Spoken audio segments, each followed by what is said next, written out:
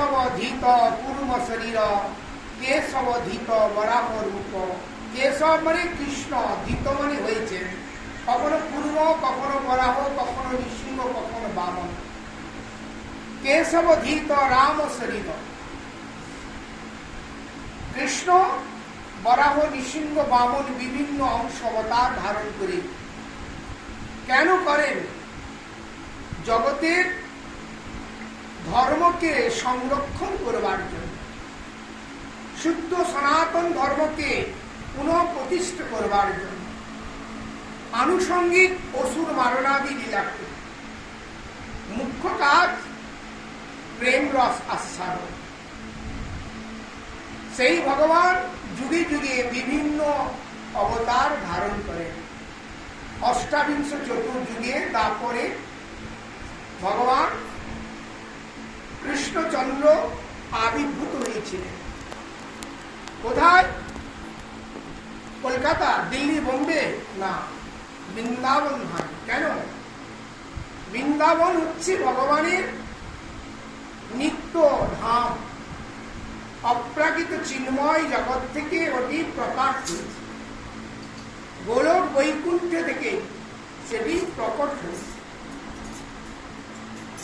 মথুরা, বৃন্দাবন ভগবানের সেই অপ্রাকৃত গোলকের থেকে প্রকাশ চিন্ময় ধাম।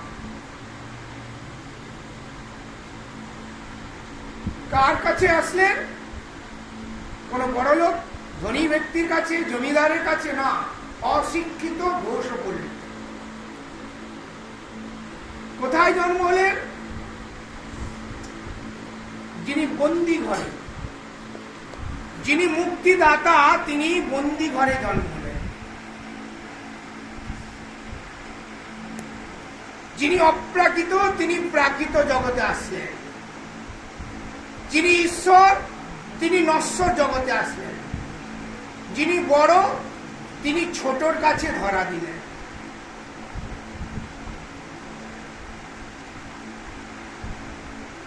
সেই বৃন্দাবনে তিনি আবির্ভূত হলেন মথুরা ধামে। কেন? যার জন্ম নেই তিনি আবার জন্মলীলা করলেন। অদ্ভুত! এই যে ভগবানের আবির্ভাবটা অদ্ভুত। যার জন্ম নেই তিনি আবার জন্মলীলা। তিনি অজ। ভগবান গীতা বলছে জন্ম কর্মমে দিব্যম जो ব্যক্তি তত্ত্ব। যে আমার এই অপ্রাকৃত জন্ম কর্ম লীলা কথা যথার্থ অনুভব করে তার আর পুনর্জন্ম লাভ হয় না। দিব্য, দিব্য মানে ট্রান্সেন্ডাল, স্পিরিচুয়াল, অপ্রাকৃত। সেই অপ্রাকৃত জগৎ থেকে প্রাকৃত জগতে তিনি আবির্ভূত, যাকে আমরা জন্মাষ্টমী বলি। তাহলে ভগবানের জন্ম হয়েছে, তাহলে অষ্টমী বলি না। জন্মাষ্টমী মানে অষ্টমী তিথি, রোহিণী নক্ষত্রে, ভাদ্র মাসে তিনি আবির্ভূত হয়েছে। আমাদের মতন জন্ম নয়, পিতা মাতার সংমিশ্রণে জন্ম। তিনি বসুদেবের শুদ্ধ সত্য হৃদয়ে আবির্ভূত হয়েছে। আর দেবকী দেবী বসুদেবের সেবা করতে করতে বসুদেবের থেকে দেবকী হৃদয়ে প্রকাশ হয়েছে। এটি কি অষ্টমী? অষ্টমী মানে অষ্টমী তিথি, রোহিণী নক্ষত্রে, ভাদ্র মাসে মধ্যরাত্রি তিনি আবির্ভূত। কেন বসুদেব দেবকীর কাছে কেন ভগবান আসলেন? এই বসুদেব দেবকী, দেব মানে 12,000 বছর তপস্যা করেছে। 12,000। এই তপস্যা করার ভগবান তাদের তপস্যায় সন্তুষ্ট হয়েছে। সন্তুষ্ট হয় বসুদেব দেবকী বললেন, তোমরা তোমাদের তপস্যা আমি সন্তুষ্ট হয়েছি, আমি বরদেশ্বর, তোমাদের মনের অভিলাষ বর আমার কাছে প্রার্থনা করো। বসুদেব দেবকী প্রার্থনা করলেন যে প্রভু যদি আমার প্রতি সন্তুষ্ট হয়ে থাকেন, বরই যদি দিতে চান, তাহলে আপনার মতন একটা যেন পুত্র হয়। মুক্তিবর চাইলেন না, পুত্র চাইলেন। ভগবান বললেন আমার সমান, আমার মতন তো কেউ হতে পারে না, তোমরা অন্য কোন একটা বর চাও। বলছে না, যদি বরই দিতে চান আপনার মতন যেন একটা সন্তান। ভগবান বললেন যদি আমাকেই তাহলে যেতে হবে। তোমরা যখন মুক্তি বর চাইলে না, অন্য কোনো বর চাইলে না, আমার মতন সন্তান, আমার সমানও কেউ নেই, আমার ঊর্ধ্ব কেউ, আমার মতন কেউ হতে পারে না। আমি অনাদি আদি গোবিন্দ, সর্বকারণের কারণ। তাই বসুদেব দেবকীর প্রার্থনায় ভগবান তথাস্তু তথাস্তু তথাস্তু 3 বার তথাস্তু বলেছিলেন। 3 জন্ম পুত্রত্ব স্বীকার করেছে। প্রথম জন্মে বসুদেব দেবকী সুতপা বৃষ্টিগর্ভে ভগবান যজ্ঞেশ্বর বিষ্ণু রূপে এসেছে। দ্বিতীয় জন্মে কশ্যপ অদিতি কাছে ভগবান বামন দেব, অথবা কৌশল্যা বসুদেব দশরথ মহারাজ কাছে ভগবান রামচন্দ্র রূপে করা। আর তৃতীয় জন্মে এই বসুদেব দেবকীর কাছে ভগবান বাসুদেব কৃষ্ণ রূপে আসে। এই ভগবান বসুদেব দেবকীর কাছে বাসুদেব কৃষ্ণ রূপে। এই জন্য বসুদেব দেবকী কৃষ্ণের নিত্য পিতামাতা না। কৃষ্ণের নিত্য পিতামাতা হচ্ছে নন্দ যশোদা। গোলকে নন্দ যশোদা রয়েছে, কিন্তু গোলকে ভগবানের জন্মলীলা নাই। এই জন্য বাৎসল্য রস আস্বাদন করতে পারেন। তাই সেই নন্দ যশোদা ধরার্দন রূপে তপস্যা করেছিল। তার তপস্যায় সন্তুষ্ট হয়ে ভগবান বলছি তোমাদের কি অভিলাষ? বলে আপনার বাৎসল্য রস আস্বাদন করতে চাই। তাই বসুদেব দেবকীর কাছে কারাগারে ভগবান আবির্ভূত হয়ে নন্দ গোকুলে যশোদানন্দন নন্দনন্দন কৃষ্ণ রূপে প্রকাশ করে। এই বসুদেব দেবকীর কাছে ভগবান এসেছিলেন বাসুদেব, আর ওদিকে নন্দ যশোদার কাছে নন্দনন্দন। এই নন্দনন্দন কৃষ্ণ বাসুদেব কৃষ্ণ একাত্মা হয়ে গেল। এটি বৈষ্ণব সিদ্ধান্ত। বসুদেব কাছে যখন তিনি আবির্ভূত হলেন চতুর্ভুজ, শঙ্খ চক্র গদা পদ্ম, যদিও ছেলে হলো 4 হাত, কি করে আদর করবেন, প্রীতি করবেন। বসুদেব দেবকী স্তুতি করলেন, দেখতে দেখতে দ্বিভুজ হয়ে গেল। বসুদেবকে কৃষ্ণ আদেশ করলেন, যাও আমাকে নিয়ে নন্দ গোকুলে রেখে আসো। বসুদেব বললেন আমি তো কারাগারে বন্দী, কি করে নিয়ে যাব? ভগবান বলছে আমি তোমার পুত্রত্ব হয়ে এলাম, এখনো তোমার কারাগার আছে, এখনো তোমার মায়ের বন্ধন আছে। আমাকে স্পর্শ করো, তোমার কারাগারের বন্ধন শৃঙ্খল করে দাও। আমার অমৃত দৃষ্টির দ্বারা অনন্ত কারাগারের বন্ধন ছিন্ন হয়ে যায়। বসুদেব কৃষ্ণকে স্পর্শ করা মাত্রে হাতের বেড়ি, পায়ের বেড়ি, হাতের শৃঙ্খল খুলে গেল। বসুদেব সেই বালককে কোলে নেওয়ার সাথে সাথে কারাগারের রক্ষীরা সব মধ্যরাত্রি তন্দ্রাগত হয়েছে। এই হচ্ছে ভগবানের লীলা। ভগবান ইচ্ছায় সবকিছু হয়। শ্রীমদ্ ভাগবত জানাচ্ছেন এই যে ভগবানের আবির্ভাব, এটি সুপ্ত সত্য অপ্রাকৃত জগৎ থেকে ল্যান্ডিং করেছে। কখন ভগবান আসলেন পৃথিবীতে, কেন আসলেন, প্রশ্ন হতে পারে। এই বসুদেব বা কে ছিলেন? ভগবান আসলেন কখন? এক সময় পৃথিবীতে আজ আসুরিক অত্যাচার, রাজন্য বর্গের অত্যাচার, অধর্মের প্রাবলতা, যখন অধর্ম প্রাবলতা, রাজন্য রাজাদের অত্যাচারে এই ধরিত্রী দেবী, এই পৃথিবী ভারসাম্য রক্ষা করতে পারছে। এত অত্যাচার, এত পাপ, এত অধর্ম তিনি না সহ্য করতে পেরে গাভী মূর্তি ধারণ করে এই আমাদের উপরে ভূলোক, ভূগোলোক, স্বলোক, মহলোক, জনলোক, তলোক, সত্যলোক, সত্যলোকে ব্রহ্মার শরণাপন্ন হলেন। যখন ব্রহ্মার শরণাপন্ন হলেন, ব্রহ্মার কাছে জানালেন, হে সৃষ্টিকর্তা ব্রহ্মা, আপনি একটা কিছু বিধির বিধান করুন। এই জগতে আসুরিক অত্যাচার, অধর্ম, পাপী, অনাচার আমি আর সহ্য করতে পারছি না। যদি কোনো একটি ব্যবস্থা না করতে পারেন তাহলে আমি রসাতলে চলে যাব। তখন ব্রহ্মা চিন্তা করলেন, পৃথিবী যদি রসাতলে চলে, পৃথিবী তো ধ্বংস হয়ে যাবে না। ব্রহ্মা চিন্তা করলেন, এই সমস্যা সমাধান আমার একার পক্ষে সম্ভব নয়। তাই তিনি শিবজিকে ডাকলেন, ইন্দ্র, চন্দ্র, বরুণ আদি সমস্ত দেবতাকে ডাকলেন, কল করলেন এবং সব একত্র মিলিত হয়ে এই ভারতবর্ষে ইস্টার্ন সাইড, দক্ষিণে ক্ষীর সমুদ্রে ভগবান ক্ষীরোদ্দশাই বিষ্ণু শয়ন করছে। সেখানে গিয়ে পুরুষোত্তম সূত্রের দ্বারা স্তুতি করলেন।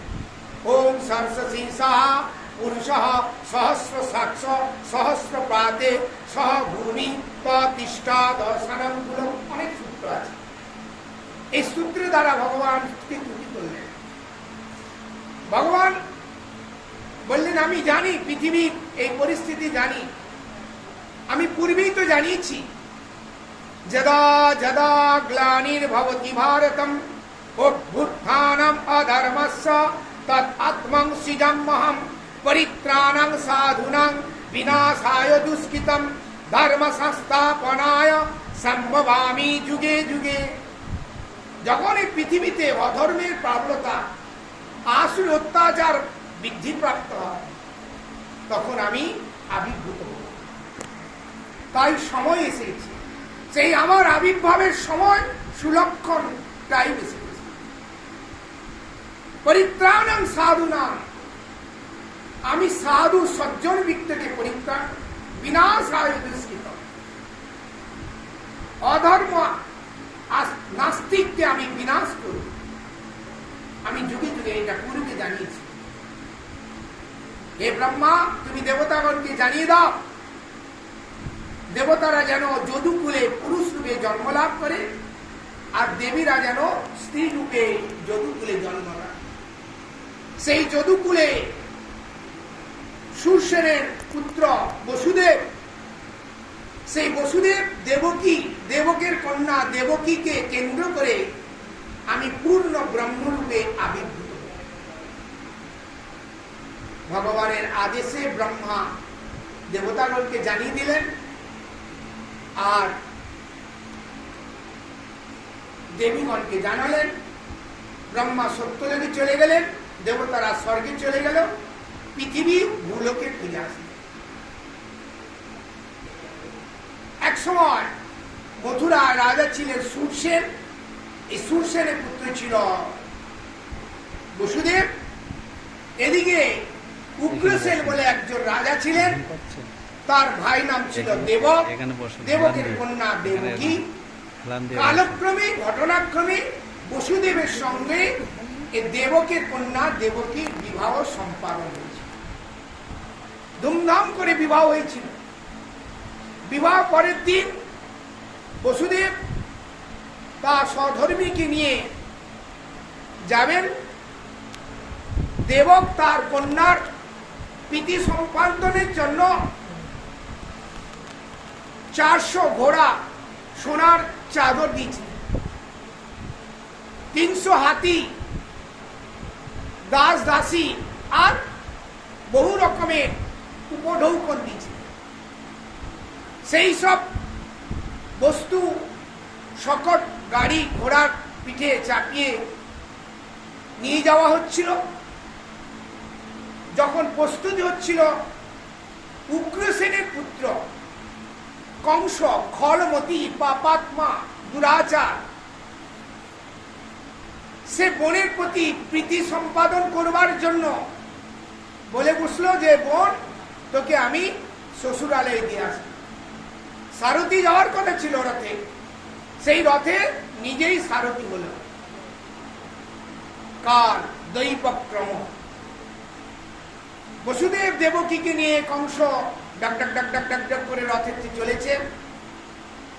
দুটো গ্রাম, মাঝখানে খেতি খামার, অর্থাৎ মাঠের উপর দিয়ে জমির রাস্তা দিয়ে যখন যাচ্ছে, আকাশে দৈববাণী হলো, ওরে মূর্খ কংস, তুই যাকে বয়ে নিয়ে যাচ্ছিস তার অষ্টম গর্ভ তোর মৃত্যুর কারণ। এদিকে কংস ছিল এক অসুর, পুলমা নামে অসুর। সে আকাশ মার্গে পরিভ্রমণ করছিল। সন্ধ্যাবেলা এক সময় উগ্রসেনের পত্নীর নাম ছিল পদ্মা। সে সন্ধ্যাবেলা বাগানের গার্ডেনেতে একটু ঘুরে মজাজি করছিল। সেই আকাশ মার্গে পুলমা নামে অসুর দেখতে পেয়ে বসু অর্থাৎ উগ্রসেনের রূপ ধারণ করে সেই পদ্মার গর্ভে বীর্য স্থাপন করেছে। তাই উগ্রসেন বাধ্য হয়ে পুত্ররূপে তাকে স্বীকার করেছিলেন।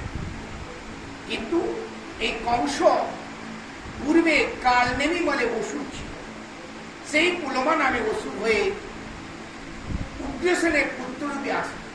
তাই কংস পাপাত্মা, হিংসা এবং আসুরিক প্রবৃত্তি তার ছিল। সে যখন শুনল মৃত্যুরূপ আসন্ন, দেবকীর থেকে তার মৃত্যু, তৎক্ষণাৎ রথের লাগন টেনে নিয়ে দেবকী চুলের মুঠি ধরে তাকে বধ করতে উদ্যত। যখন এইরকম উদ্যত হলো, বসুদেব চিন্তা করলেন, আমি বিয়ে করে যাচ্ছি, এখনো বউ ভাত হয়নি, এখনো আমার পত্নীর মাঙ্গলিক চিহ্ন সব রয়েছে, এই অবস্থা যদি তার মৃত্যু হয় তাহলে তো খুব অন্যায়, অধর্ম, অপরাধ। তো আসন্ন মৃত্যু থেকে রক্ষা করার জন্য শাস্ত্রে আছে সাম, দাম, ভেদ, দণ্ড, নীতি প্রকার, 4 প্রকার নীতি বাক্য প্রয়োগ করে আসন্ন মৃত্যু থেকে রক্ষা করার প্রয়াস করলেন। কিন্তু কংস খলমতি, পাপী, আসুরিক প্রবৃত্তি বলে সে দেবকীকে হত্যা করার জন্য উদ্যত। বসুদেব বললেন, দেখো কংস, দেবকী থেকে তোমার তো মৃত্যুর কারণ নাই, দেবকীর পুত্র থেকে মৃত্যুর কারণ। আমি সত্যবাদী। এই জন্য বসুদেব যখন জন্ম হয়েছিল তখন স্বর্গে থেকে দুমদুবি বাজিয়েছে, আনক দুমদুবে, ভাগবত বলছে। ধর্মপরায়ণ, নিষ্ঠাপরায়ণ, সত্যবাদ। তো বসুদেব বললে, দেখো আমি কথা দিচ্ছি, দেবকী যত সন্তান হবে আমি তোমাকে সমর্থন, দেবকীকে তুমি ছেড়ে দাও। কংস জানতো বসুদেব সত্যবাদী, যা বলে তার রক্ষা করে। তাই দেবকীকে তিনি ছেড়ে দিলেন। বসুদেব দেবকীকে নিয়ে বাড়িতে ফিরে আসলেন। প্রকৃতির নিয়ম, কালের ব্যবহার বিধান, সময়ের ব্যবধানে এই বসুদেবের প্রথম পুত্র জন্ম লাভ করলেন, কীর্তিমন্ত। তখন বসুদেব কথা দিয়েছিলেন, ধর্মরক্ষা, সত্যরক্ষা, বাক্য রক্ষার জন্য সেই নবজাতক শিশুকে দেবকীকে থেকে নিয়ে কংসের কাছে সমর্পণ করেছে। কিন্তু কংস তৎক্ষণাৎ এই বসুদেবের সঙ্গে যে সাক্ষাৎ লাভ হয়েছিল, অর্থাৎ কথোপকথন হয়েছিল, তার কংসের চিত্তবৃত্তি অর্থাৎ ক্ষণকাল সাধু সঙ্গের প্রভাবে তার চিত্তবৃত্তির পরিবর্তন হয়েছে। বিধিবাক্যে বলছে দুঃশীলা মাতৃদোষেন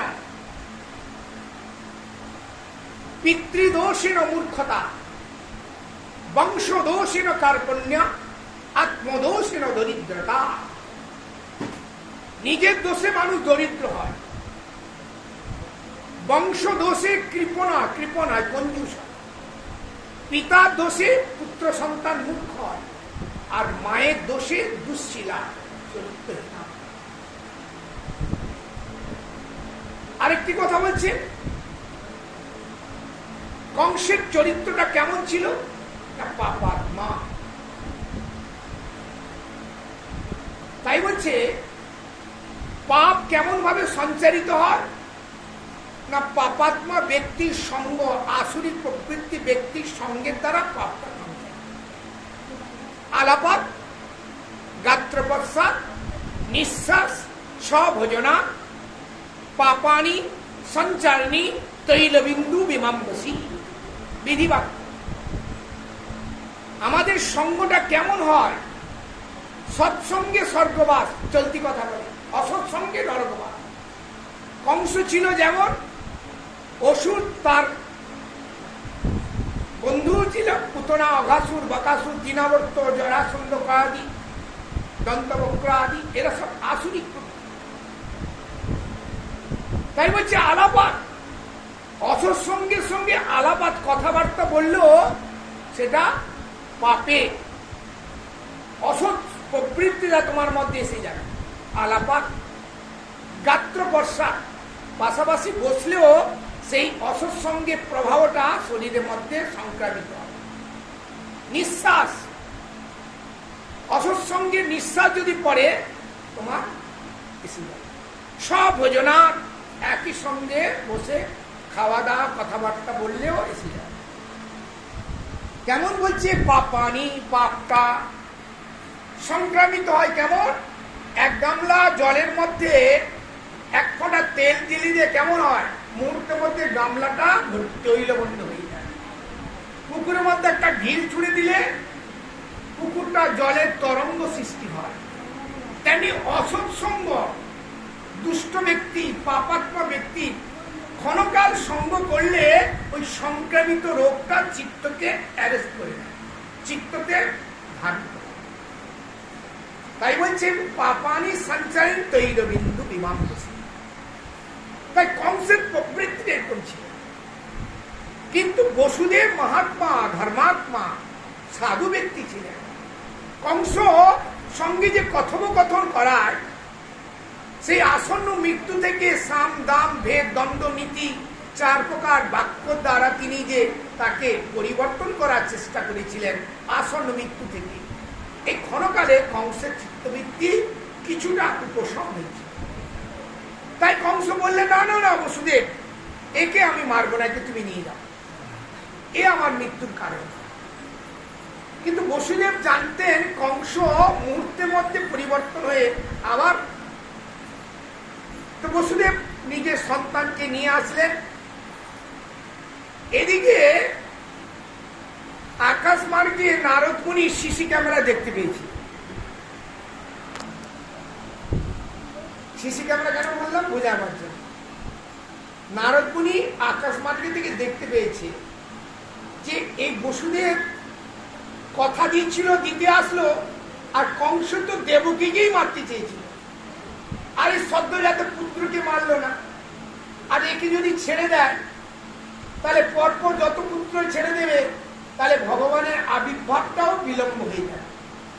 কংসের পাপের বোঝা ঘোড়াটা যত বৃদ্ধি না হবে, তাহলে কংসের বধ হবে না। তাই তাড়াতাড়ি নারদ মুনি কংসের রাজসভায়, নারায়ণ নারায়ণ নারায়ণ, আসুন আসুন দেবশ্রী নারদ, সব কুশল তো? বলে হ্যাঁ, সব কুশল, একটা অকুশল। বলে কি?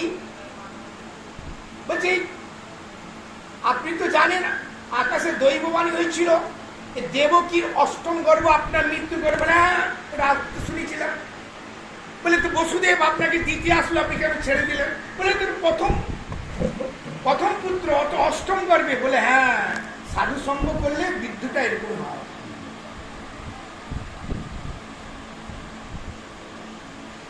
আমি স্বর্গে গেছিলাম, দেবতারা মন্ত্রণা করছে, আপনি পূর্ব জন্মে কালনিমি ছিলেন, আপনাকে মারবার জন্য ওই যদুকুলে যত দেখছেন, যদুকুল, বৈমান্ডুকুল, কুকুরাঙ্গ, যারা সব যদুকুলের আত্মীয় স্বজন পরিবার, এরা সব দেবতা। আর আপনি পূর্বে অসুর ছিলেন, সেই কালনেমনি আপনাকে ভগবান বিষ্ণু মেরেছিল, আর সেই ভগবান বিষ্ণু অষ্টম গর্ভে আসবে।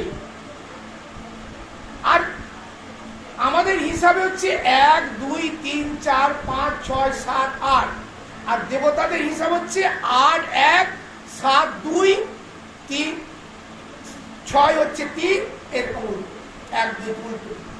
তো এটাই কি অষ্টম গর্ভে না? তার কি প্রমাণ? নারায়ণ নারায়ণ, আমি চলে যাব। কংসের মাথা তাড়াতাড়ি করে কংস চলে গেলেন।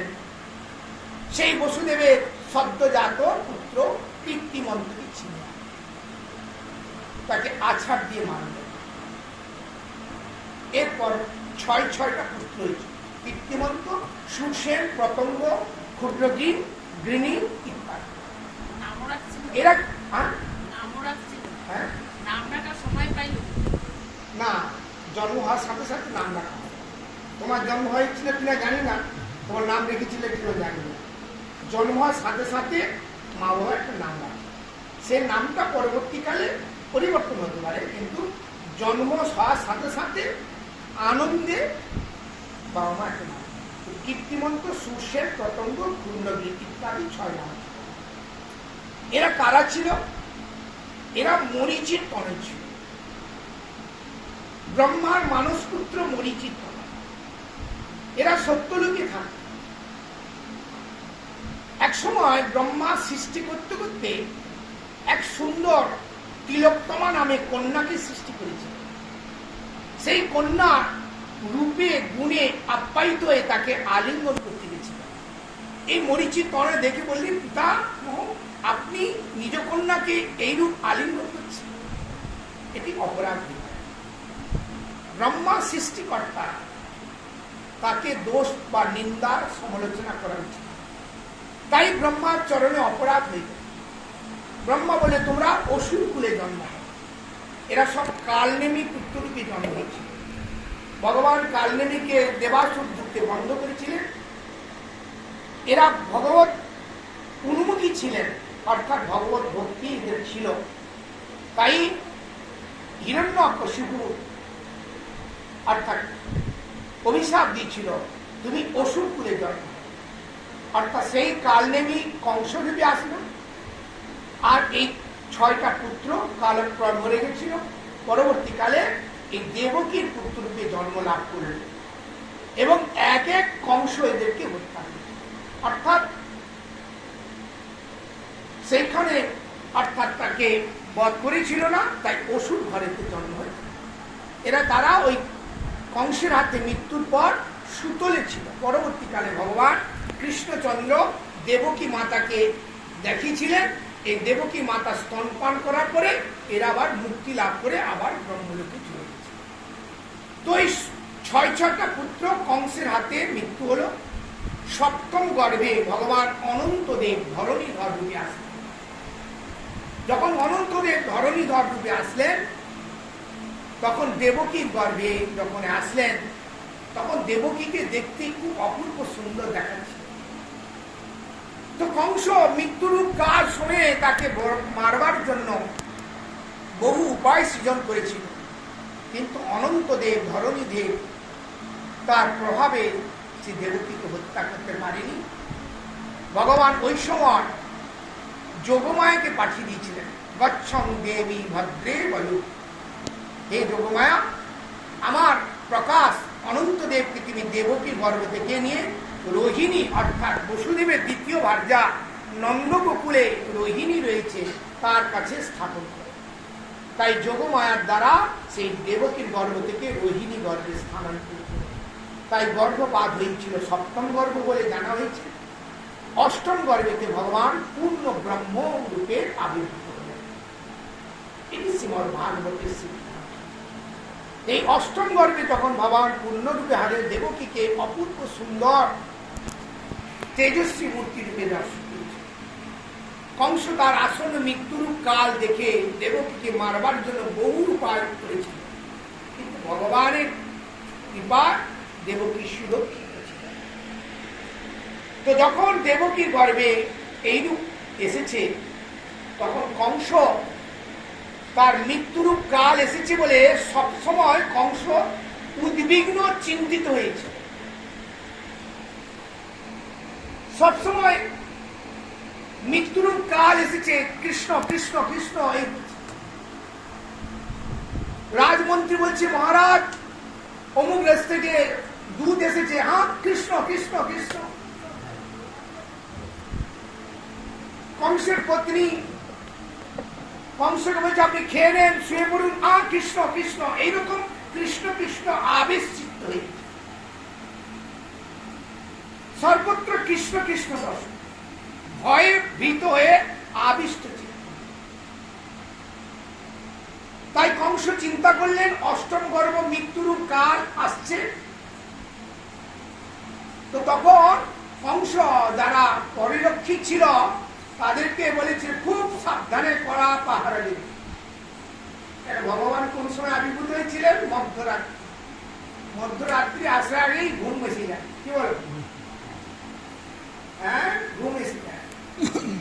মধ্যরাত্রি হচ্ছে খুব ভয়ানক রাত্রি। মধ্যরাত্রি থেকে চোর তস্কর তারা বেরোয়, আর ভগবান ওই মধ্যরাত্রি আসেন জগৎকে শিক্ষা দেওয়ার জন্য। এই জন্য কৃষ্ণের আবির্ভাব খুব কষ্টদায়ক। অন্যান্য মধ্যাহ্নে, দুপুরবেলা, সন্ধ্যাবেলা নৃসিংহদেব মহাপ্রভু, রাধারানী মধ্যাহ্নে, বলদেব মধ্যাহ্নে, অদ্বৈত মধ্যাহ্নে, রামচন্দ্র মধ্যাহ্নে, কিন্তু কৃষ্ণের জন্মাষ্টমী রাত্রি মধ্যরাত্রি খুব কষ্টদায়ক। তো যাই হোক, অনেক কথা। তো ভগবান সেই মধ্যাহ্নে যখন আবির্ভূত হলেন পূর্ণ ব্রহ্মরূপে দেবকীর কাছে, দেবকী দেখলেন, চতুর্ভুজ রূপে স্তুতি করলেন, বসুদেবকে আদেশ করলেন, তুমি আমাকে নন্দপুত্রী লিখে দাও। এইদিকে কংস পাহারা দিচ্ছে খুব কড়া করে, অরিরা খুব সাবধান, সামনে কি আসছে গো? পুজো আসছে, দুর্গা পূজা, মোটা বোনাস দেওয়া হবে। আরে বলে, মহারাজ কোনো চিন্তা করবেন না, আমরা থাকতে থাকতে কোনো চিন্তা নেই। কিন্তু ভগবানের লীলা এর বুঝতে পারে। ঠিক ভগবান যখন আবির্ভূত হলেন, এদিকে যোগমায়া আর মহামায়া, ভক্তের উপরে মহামায়ার নয় যোগমায়ার ক্রিয়া, আর অভক্তের উপরে মহামায়ার ক্রিয়া একই সঙ্গে। যোগমায়া কায়া, মহামায়া হচ্ছে ছায়া। এদিকে রাত্রি 12টা বাজতেই সব প্রহরীরা ঘুমে পড়ে যাচ্ছে, সব ঘুমিয়ে পড়েছে। ভগবান যখন আবির্ভূত হলেন মধ্যরাত্রিতে কারাগারে, সব ঘুমিয়ে পড়েছে। বসুদেব নিয়ে আসলেন, দরজাগুলো খুলে গেল, বাইরে বেরোলেন, টুপুর টুপুর বৃষ্টি পড়ছে, ঠান্ডা বাতাস বইছে। এদিকে অনন্তদেব ধরণীধর ছাত্রাকারে বললেন, বসুদেব মথুরা থেকে গোকুলে যাচ্ছেন, এই মথুরা গোকুলের মাঝখানে একটি নদী আছে, সেটি কি যমুনা নদী। ভাদ্র মাসে যমুনা নদী খড়খড়, প্রচন্ড জল, এত জল উজাড় পেয়ে চলেছে। বসুদেব চিন্তা করলে, আমি নদী পার হয়ে কি করে গোকুলে যাব? ভগবত ইচ্ছায় মহামায়া শ্রীগাল রূপ ধারণ করেছে। বসুদেব অনন্ত কোটি ব্রহ্মাণ্ডের মালিক, অনন্ত জীবের আশ্রয়দাতা, জগৎপতি জগন্নাথ, বাল গোপাল রূপে তোমার মস্তকে আছে, তুমি ছোট একটা নদী পার হবে না? দেখো আমি পার হয়ে যাই। শ্রীগাল পার হয়ে যায়। বসুদেব সেই নদীতে পার হচ্ছেন। এদিকে যমুনা দেবী চিন্তা করছেন, আমার প্রভু গোকুলে চলে যাবে, আমি প্রভুর চরণ সেবা করব না। যমুনা আস্তে আস্তে জল বাড়তে থাকলো। বসুদেবের থেকে যমুনাতে পড়ে গেলেন। যমুনা বাল গোপালকে আলিঙ্গন চুম্বন করলেন, পদধৌত করে দিলেন, আবার বসুদেবের কাছে ফিরে গেলেন। বসুদেব নদী পার হয়ে চলে গেলেন। এদিকে নন্দ গোকুলে একই সঙ্গে যশোদার একটি পুত্র হয়েছিল, একটি কন্যা হয়েছিল। কন্যাটি যোগমায়া বা মহামায়া, আর পুত্রকে নন্দনন্দন। এদিকে বাসুদেব কৃষ্ণ রূপে দেবকীর কাছে আবির্ভূত হলেন। বসুদেব যখন নিয়ে গেলেন, সেখানে নন্দ গোকুলে গেটগুলো সব খুলে গেল।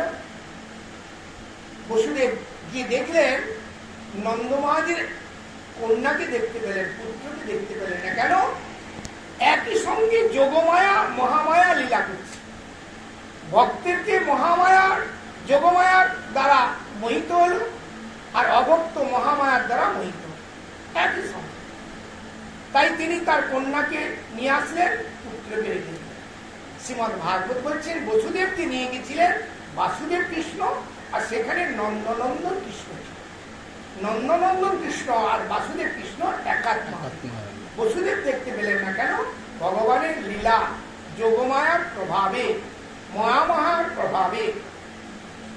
বসুদেব তখন আবার নদী পার হয়ে কারাগারে প্রবেশ করলেন। গেট বন্ধ হয়ে গেল।